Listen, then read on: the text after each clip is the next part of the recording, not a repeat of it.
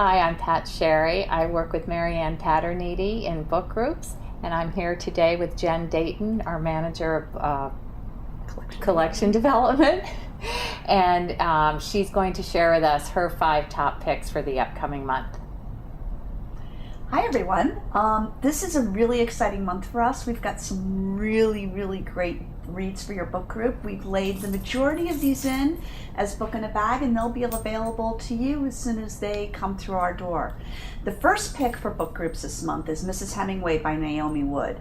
We didn't think we could love anything more than we loved Paris Wife, and when we heard about this being published, we were kind of like, oh great, another book about Papa and his wives. We could not have been more wrong. It is phenomenal. Naomi Wood takes it from the tact of each wife coming to grips with the fact that she has lost him to the next one.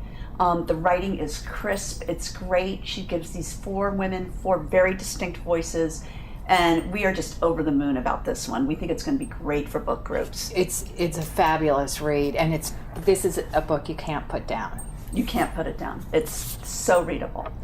The next novel is Euphoria by Lily King. Lily is an in-house favorite here at Darien Library. We love the way she writes. She is literate, she's smart, and I think this is going to be her breakout book, Euphoria. Euphoria is the thinly veiled fictionalization of Margaret Mead in Samoa. I read this in February when it was freezing and cold, and she had me right in the jungle with the natives. Just absolutely wonderful. Again, brilliant writing, great story, lots of great things to talk about. And who knew that Margaret Mead was a hottie back in the day? Very compelling. In Flying Shoes, this is her first novel by Lisa Howarth. The main character, Mary Bird, is someone who you just come to love. People who have read this, we all agree there are really 3 stories going on here, and each story could have had their own novel, but the way that Mary braids them together is amazing. There are a lot of really wonderful topics in here. There's race, there's what it means to be a good friend, what it means to be a good mom, and Mary Bird is one of the most devastatingly funny characters you will ever meet. We loved it. The final 2 books are from a publishing house, from publisher Hachette Publishers. One of their divisions is called 12, and 12 only publishes 12 books a year, hence the name 12. And the product they put out is wonderful quality. So if you ever see a 12 in print, you know that you're going to get something really great. The first book that we want to talk about is What is Visible. Laura Bridgman was the most famous woman in America in the mid-1800s, second only to Queen Victoria, and we know nothing about her today.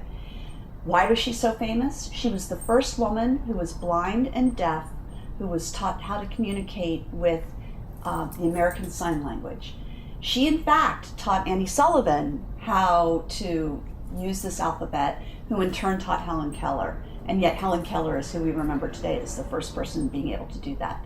This is a big, fat, rich, historic fiction. It's got a cast of characters that ranges from Charles Dickens to Longfellow to Harriet Beecher Stowe. It is wonderful. Pat has also been reading it, and she's loving it too.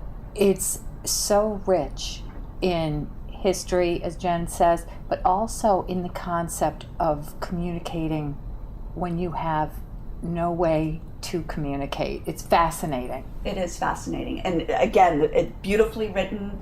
It's 12. It's a quality product. We love it for book groups, and we cannot recommend it highly enough. It's a first novel. Nobody's heard of it yet, but you have. Yeah.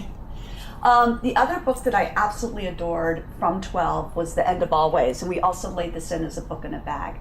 The main character is based on the author's grandmother, who at the turn of the last century, at the age of 17, ran away with the neighbor boy thinking that he was going to save her from the fate that her mother had, which was being trapped in an abusive, horrific marriage. It turns out she could not have been farther from the truth. But unlike her mother, who stayed and was eventually murdered by her father, she decided she was going to break free and divorce him. This is a wonderful feminist read about how far we've come and how much farther we have to go.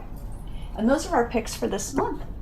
Thank you so much, Jen. Thanks, Pat. And please feel free to call us because 3 of these will currently be available as soon as they come to print, possibly next month.